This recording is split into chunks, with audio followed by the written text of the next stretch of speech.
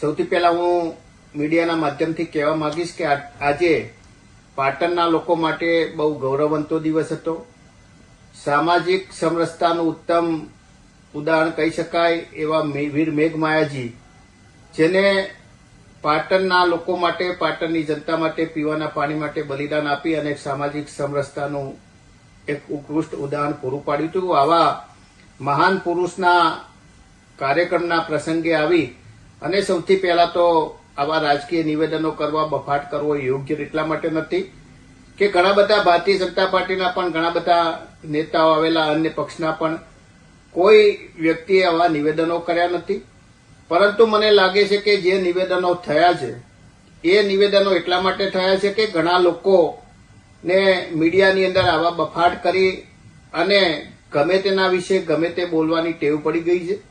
અગાઉ પણ મેં કહ્યું હતું કે આવું ગમે તેના વિશે બોલવું એ યોગ્ય નથી અને 5 દિવસથી સોશિયલ મીડિયાથી પોતાનો વિડીયો જાહેર કરી અને એવું કહેવા માંગતા હતા કે હું આવું છું પાટણની અંદર, તમે બધા હજારોની સંખ્યાની અંદર હાજર રહેજો. પરંતુ માત્ર 5 કે 25 જે લાગતા વળગતા લોકો હતા એવા લોકો હાજર રહ્યા હોય અને પોતાની જાતને જે લોકો માસ લીડર ગણાવે છે એમના કાર્યક્રમની અંદર 5-25 લોકો હાજર હોય એટલે આવા લોકો એ માનસિક ઘણીવાર હતાશ થઈ જતા હોય છે.